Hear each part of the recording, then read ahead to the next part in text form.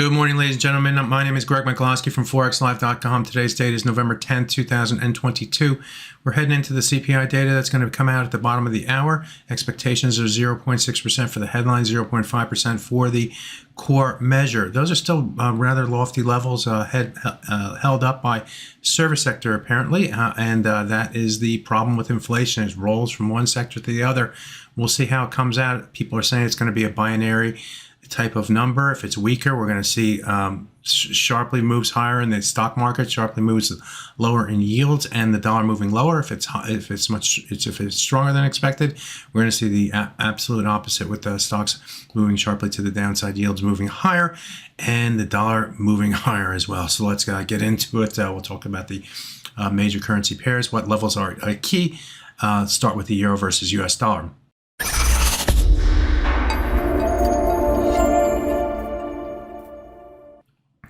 Looking at this currency pair on the hourly chart, the price today has moved back to the downside.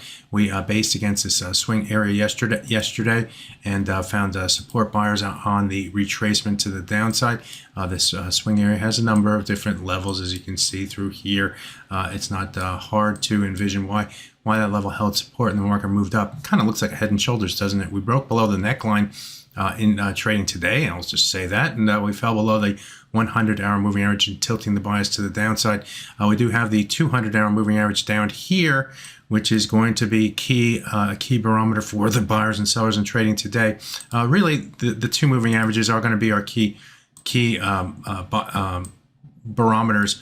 If we move below the 200-hour moving average, this is the path that I would expect for the euro versus US dollar, heading to the low of this swing area right here, and then the 61.8% retracement, and then look at these lows and these highs through here, and then look at this swing area down here with a number of different levels in play there. So it's swing levels to swing level to maybe a retracement level, so on and so forth, that the price action is going to take. On the upside, if we need to get back above the 100-hour moving average and then the 100-day moving average, and once we do that, then it's just the double tops up here that we're going to be looking toward.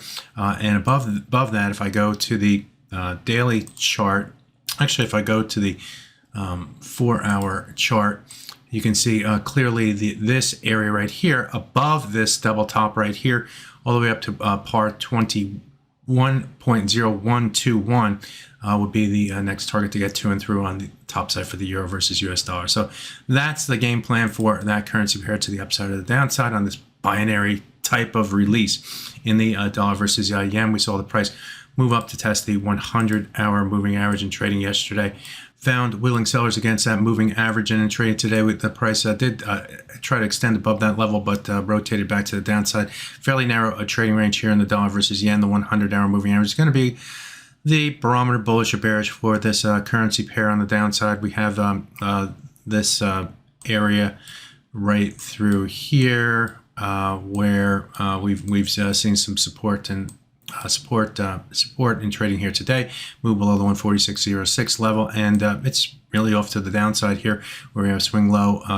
We came down to that area, the October 27th low, and found support buyers. If I go back in time and just watch this yellow area down here, you can see that it also comes into play through here. So it's an area down through 145.098 that we need to get to and through on the downside to increase the bearish bias. On the top side, the play is to move into this swing area here, and then above the 200-hour moving average, and then this trend line held resistance earlier in trading last week on a number of different times. It's also near the 38.2% retracement, so above that level is going to be the targets for the dollar versus yen on the top side. So that's how we play the dollar versus yen in a binary rate. Again, we're looking for the market to move away, and it's going to come off the number. So pay attention to those other targets to get to and through, and you can manage your trade using them. In the sterling versus US dollar, in trading today, or in trading yesterday, we fell below the 100-bar moving average on the 4-hour chart, and we've waffled above with the 100-bar moving average as sort of a resistance area in trading here here today. The pound is actually higher versus the US dollar, so the euro sterling is getting a move to the upside here in trading today with the euro down and the pound higher. But the getting above the 100 bar moving average on the 4-hour chart, I guess that comes near 1.1405 would be, so getting stay above the 1.14 level would be a key target to get to and through. And you see the yellow area, you just eyeball the different highs and lows through here.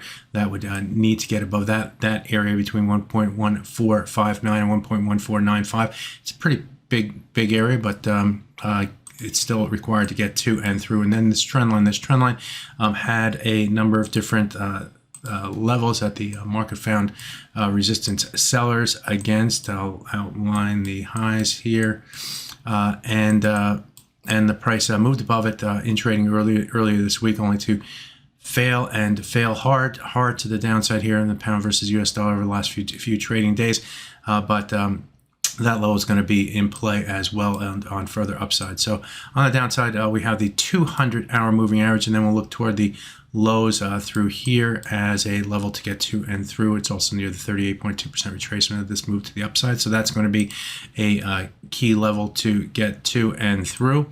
And below that, we'll look toward the 50% retracement on the downside, maybe this low right through here as well for targets. Pretty fair, simple levels, but you need to build them out, know where we're going, and understand why we're going there. In the for those who trade the dollar versus Swiss, we're testing a nice little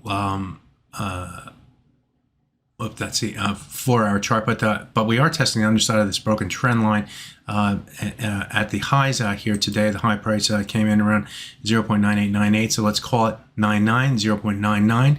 Get above that level and we'll start to look toward the 100 bar moving average. But I also wanted to focus on the hourly chart here, and as you can see, the hourly chart is also running into the downward sloping 100-hour moving average here, and that is going to be, not only is the 999 level going to be is a trend line, but we also see that the level corresponds with the 100-hour moving average. So that's going to be our barometer for buyers and sellers in trading here today. Move above that level, and then above this swing area up to 99.32. Go back in time, look at the different highs and lows through that level, kind of dissects bullish and bearish. So get above this area right here, and we're going to look toward the 200-hour moving average for the dollar versus Swiss. Finally, I want to take a look at the dollar versus Canada because it's trading between the 200-hour moving average above and the 100-hour moving average below. Clearly, those levels are going to be our barometers for more bullish or more bearish. If the price moves above the 200-hour moving average at 135.74, it's more bullish. We look toward this swing area through here. If the price moves below the 100-hour moving average, it's more bearish. Also, this swing area here, and we're going to look toward our low prices for that currency pair. So there you have it. Look at some of the major currency pairs ahead of the CPI data. Good luck with your trading. It is a risky day. So and also one of those binary days. So there could be an opportunity to hop on a trend if the number is weaker than expected or stronger than expected. Gives you that feel that the market is going to really move. So be aware, be prepared. My name is Greg Michalowski. Good fortune with your trading. Bye-bye now.